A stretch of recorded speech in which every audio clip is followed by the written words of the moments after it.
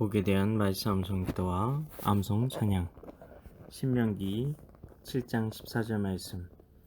내가 복을 받음이 만민보다 훨씬 더하여 너희 중에 남녀와 너희의 짐승의 암수에 생육하지 못함이 없을 것이며, 내가 복을 받음이 만민보다 훨씬 더하여 너희 중에 남녀와 너희의 짐승의 암수에 생육하지 못함이 없을 것이며, 생육하지 못함이 없을 것이며,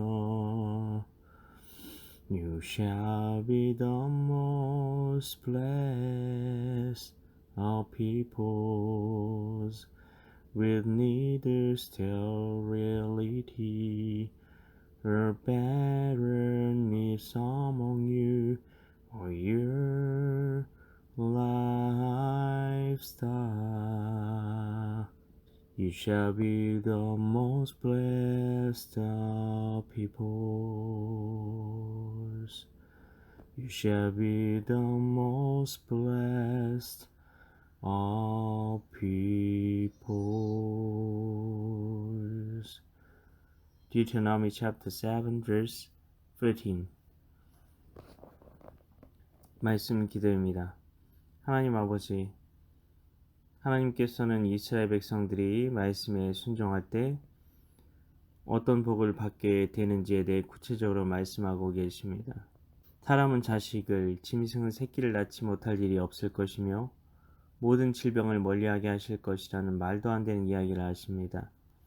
왜 하나님께서는 이런 일이 가능한 것처럼 말씀하시는 것일까요? 그럼 아기를 못 갖고 질병에 걸리게 되면 하나님을 잘못 믿었다는 말인가요? 우리는 아기를 낳지 못했던 여인들을 떠올려 볼 수 있습니다. 사라, 리브가, 라헬, 한나입니다. 그들이 믿음이 없어서 아기를 낳지 못했던 것이었나요? 아닙니다. 그들은 믿음의 사람들이었습니다. 믿음과 아이를 낳지 못하는 것 사이에는 연관성이 있을 수도 있고 그렇지 않을 수도 있다는 것입니다. 그러나 어떤 이들은 그들이 결국에는 아기를 낳게 되지 않았느냐고 생각할 수 있습니다. 믿음이 좋은데 아기를 낳지 못한 이에 대해 그러면 어떻게 설명할 수 있느냐고 다시 물을 수 있다는 것입니다. 일단 하나님의 사람은 질병에 걸리지 않는지에 대해 살펴보려고 합니다. 사도 바울, 그 굉장한 사람도 질병 때문에 너무 힘든 시간을 보냈습니다. 하나님께 기도도 했지만 결국 하나님께로부터 돌아온 대답은 내 은혜가 내게 족하도다였습니다. 그 질병을 허락하신 것이 하나님의 뜻이었다는 겁니다. 그러면 결국 위의 경우와 같이 예외가 있을 수 있다는 것입니다. 그러면 오늘 말씀은 왜 100% 모두 다 질병에서 보호하시고 불임하지 않게 하신다고 약속한 것일까요? 우리는 12절 말씀을 기억해야 합니다. 하나님께서 약속하시길 모든 법도를 듣고 지켜 행하면이라고 하셨습니다. 모든이라는 말은 하나도 빼지 않고 낱낱이 다 지켜야 한다는 겁니다. 이런 일이 과연 가능할까요? 불가능했을 것입니다. 인간은 천성이 불순종적입니다. 그렇기 때문에 아무리 변화가 된다 해도 처음부터 100% 완전할 수는 없었을 것입니다. 물론 완전한 것처럼 보이는 순간들은 있었을 겁니다. 은혜를 충만하게 받은 순간에는 어떤 하나님의 말씀에든 다 순종하고 싶은 마음으로 가득해집니다. 그래서 평소에 하지 못했던 순종의 열매를 맺기도 합니다. 그러나 우리의 일상은 그렇지 않은 경우가 많습니다. 그러면 우리는 불임의 고통과 질병의 아픔을 그냥 부둥켜 안고 살아야만 한다는 것일까요? 우리에게 이루어지지도 않을 말씀이라면 왜 주셔서 희망 고문을 하시는 것일까요? 이 땅에서 하나님의 말씀을 온전히 지키신 단 한 사람이 계십니다. 로마서 8장에서도 예수님의 순종하심에 대해 말씀하고 있습니다. 히브리서 5장에서도 고난으로 순종함을 배우셨다고 합니다. 예수님께서 이 땅에서 순종하신 이유가 무엇입니까? 이 말씀은 칭의에 대한 말씀입니다. 그 순종의 의를 우리에게 돌리기 위해서입니다. 우리가 이 땅에서 하나님 말씀에 순종한 것처럼 여김을 받게 해 주시기 위해 이 땅에서 100% 하나님 말씀을 지키신 것입니다. 이제 하나님께서는 예수님을 통해 우리를 보십니다. 그리고 우리가 하나님 말씀에 온전히 순종했다고 여겨 주시는 것입니다. 그래서 우리가 예수님의 순종하신 공로를 의지하여 생명을 낳기 위하여 질병의 치유를 위해 기도할 수 있는 담력을 얻게 되는 것입니다. 그러나 성경에 나온 말씀이 늘 공식처럼 딱딱 맞는 것은 아닙니다.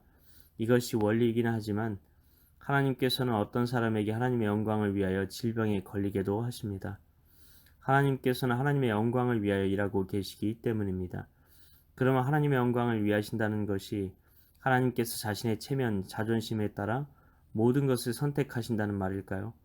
아닙니다. 하나님의 영광은 하나님의 존재 자체의 영화로우심, 아름다우심을 말합니다.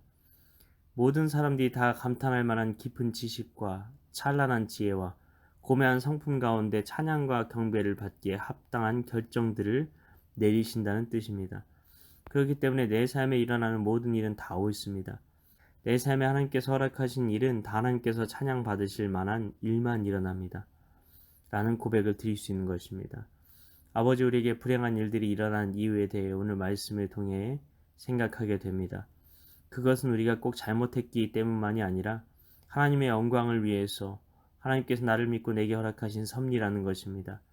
지금은 이해되지 않아도 나의 아픔을 통해 하나님의 영광이 빛나게 된다는 이 역선적인 진리 앞에 무릎을 꿇습니다. 하나님께서 우리 삶에 허락하시는 일은 모두 다 하나님께서 찬양 받으실 만한 일만 일어나는 것입니다. 다 이해되지 않아도 하나님께 감사하고 하나님께서 나의 부족한 삶을 통해 영광 받으심으로 인해 항상 기뻐하며 하나님의 뜻이 부족한 나를 통해 이루어지길 쉬지 않고 기도하는 삶을 살게 하소서. 이것이 진정한 축복의 통로로서의 삶임을 깨닫습니다.